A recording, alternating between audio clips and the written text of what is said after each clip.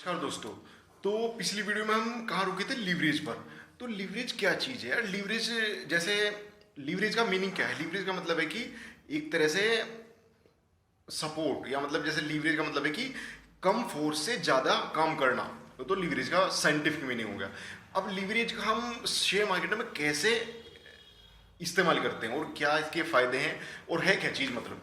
तो देखो भाई, लीवरेज है आपका यहाँ ब्रोकर का। देखो दो चीजें, एक है ब्रोकर, एक है क्लाइंट और एक है शेयर। तो शेयर मार्केट में हम बाइंग सेलिंग करते हैं ब्रोकर के थ्रू।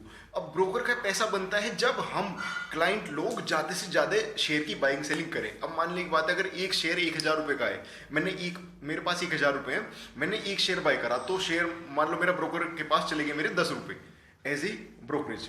तो मेरे एक शेयर से ब्रोकर के पास जा रहे हैं 10 रुपए। तो शेयर ब्रोकर तो चाहेगा कि मैं भाई 100 शेयर उठाऊं, मैं दिन के ज्यादा से ज्यादा शेयर रखूं। तो ब्रोकर क्या करता है, यहाँ पे मुझे लीवरेज देगा। वो लीवरेज क्या है कि भाई संदीप, तुम्हारे पास 1,000 रुपए, कोई बात नहीं, मैं तुम्हें 10 गुना बाइंग पावर देता हूँ अपनी तरफ से। तो 10 गुने का मतलब है कि 1,000 रुपए अब काम करेंगे तुम्हारे 10,000 रुपए की, तो वो होगी मेरी 10 गुना की बाइंग पावर। तो अब वो मेरे ऊपर है, मैं 10 लूँ या 1 लूँ। ब्रोकर तो वो कह रहा है सबके लिए, वो तो क्लाइंट, हर क्लाइंट के लिए उसका तो ब्रोकर तो सबको दे रहा है लीवरेज कि भाई तुम ज़्यादा से ज़्यादा ट्रेडिंग करो। वो मेरे ऊपर है कि मैं 1,000 रुपये में एक शेयर बाय करूं या मैं 5 करूं।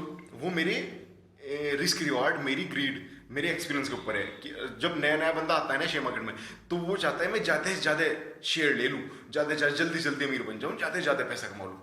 तो भाई ये सबसे बड़ी गलती है, क्योंकि जैसे जो चीज़ मैं 1,000 रुपये में बाय करता, मान लो मैं एक शेयर, मेरा स्टॉप लॉस होता मान लो 20 रुपये, तो मुझे कितनी चोट लगती? 20 रुपये की। ठीक है, हद से हद 50 रुपये की लग जाती। तो 1,000 का परसेंटेज, 1,000 का 1% कितना? 10 रुपये। 2% 20 रुपये। ठीक है। अब यहाँ पे क्योंकि मेरे पास 1,000 रुपये है, पर अब क्योंकि ब्रोकर मुझे कह रहा है कि भाई तू 10 उठा ले, तो मैं 10 उठा लूँ अगर, तो फिर मेरा जो एक शेयर पे 20 रुपये का लॉस होता है, वो 10 पे कितना होगा? 20 दाम 200 रुपये। मेरी 1,000 की कैपिटल कितनी घट गई? 20%, सिर्फ एक दिन में। अगर मेरी एक ही दिन में 20% घट गई और मेरा 4-5 दिन में लॉस में चला गया, 4-5 दिन मेरे सौदे गलत पड़ गए, तो मेरा तो कैपिटल खत्म। 20% की दर से जाओगे अगर तुम।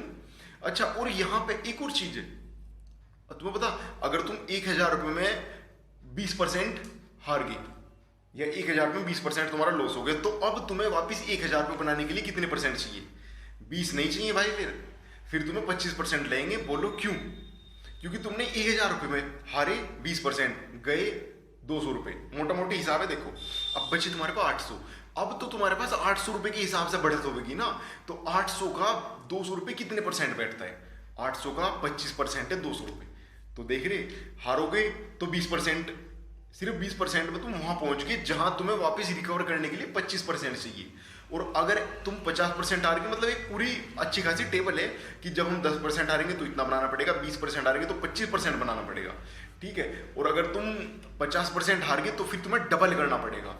तुम्हारा 1,000 का अकाउंट अगर 50% डाउन हो गया, यानी कि 1,000 का अकाउंट बचा 500, तो अब तुम्हें उस 500 रुपये की कैपिटल को डबल करना भाई, पहले वाला अपने लॉस को रिकवर करने के लिए।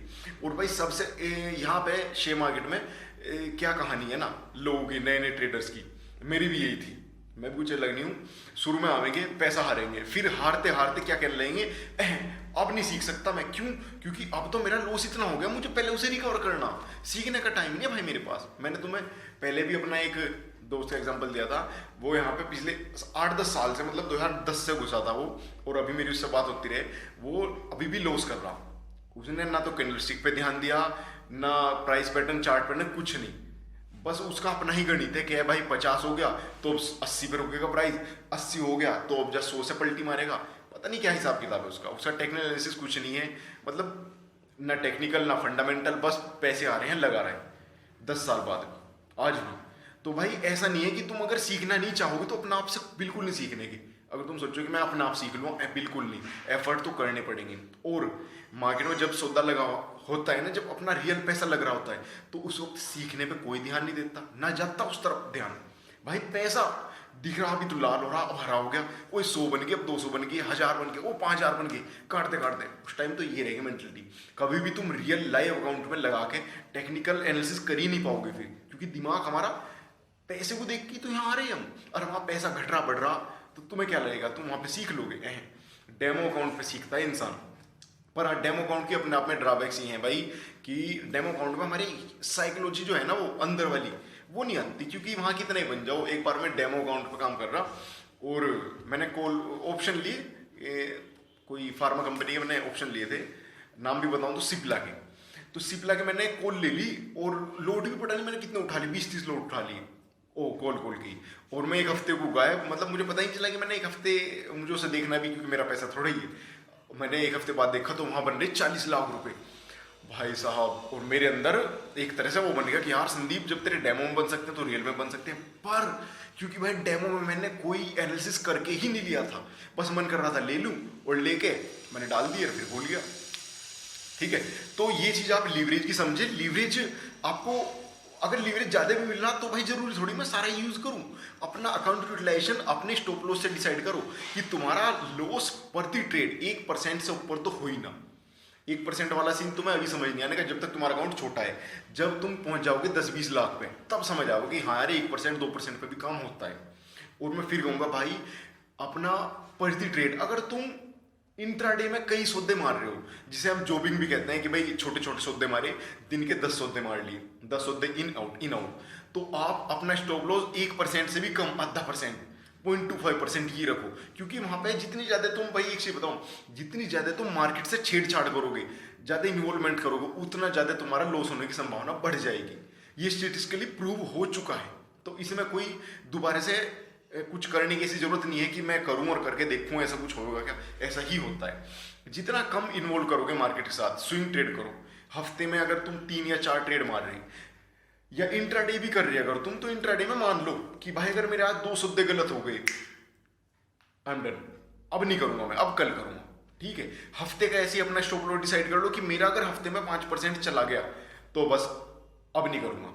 2 हफ्ते कंटिन्यूस लॉस हो गया तो मैं 1 हफ्ते का रेस्ट लूंगा। ये कुछ अपनी ही एक मतलब कि साइकोलॉजी समझ लो, पैटर्न, रूटीन कुछ ही समझ लो। ये मेरा खुद का एक्सपीरियंस है भाई, कि अगर तुम उस दिन का डिसाइड कर लो कि आज मैं भाई 500 रुपये हारूंगा, 500 हार गया, चल मैं चला, कल आऊंगा, आज मैं 1000 हारूंगा, नहीं तो बने तो बने, नहीं तो 1000 हारूंगा। जिस दिन तुम यहाँ मार्केट में ये पहले से सोच के आ जाओगे कि मैं आज कितना हारूंगा, भाई उस दिन तुम्हारा अंदर जो इमोशन है ना, वो यार अब क्या होगा, भगवान उठा ले यहाँ से सौदा उठा ले, मतलब प्राइस गिरता आ रहा और तुमने कर लिया बाय, तो वो तुम्हारा सब चीज खत्म हो जाएगा। उस दिन तुम्हारे इमोशंस को पहले ही पता रहेगा कि यार यहाँ मेरा आज 1000 रुपये का लॉस हो सके। क्योंकि नया ट्रेडर जो है ना, वो एक्सेप्ट ही नहीं करता कि तू गलत भी हो सके, तेरा सौदा भी गलत हो सके, तेरा यहाँ पैसा हार भी सके। क्योंकि जब उसे पता होगा, या जब उसने जिस दिन उसने एक्सेप्ट कर लिया कि तू यहाँ हार भी सकता है, भाई उस दिन वो अपना अकाउंट यूटिलाइजेशन यानी कि पोजीशन छोटी लगानी शुरू कर देगा। पोजीशन लगाते ही स्टॉप लॉस डिसाइड करना शुरू कर देगा, स्टॉप लॉस के साथ सौदा मारना शुरू कर देगा। ठीक है ना, ये कुछ हार्ड फैक्ट, ट्रूथ या एक्सपीरियंस कुछ ही समझ लो, पर भाई होता ही है। इस हिसाब से चलोगे तो तुम मार्केट में टिक जाओगे। अच्छा, और मार्केट चलती है हमारी 20 दिन, मोटा मोटी 20 दिन, किसी महीने 22 दिन, क्योंकि सैटरडे संडे ऑफ रहता है, और Monday Tuesday Wednesday Thursday Friday 5 दिन चलती है।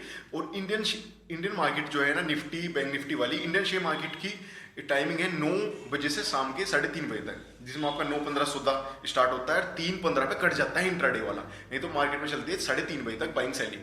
ठीक है, कमोडिटी की टाइमिंग अलग है, वो 5 बजे तक भी है और 10 बजे स्टार्ट होती है, जिसमें क्रूड गोल्ड आपका ये है। और करेंसी मार्केट शाम के 5 बजे तक। ठीक है, फिर मिलते हैं नेक्स्ट वीडियो में।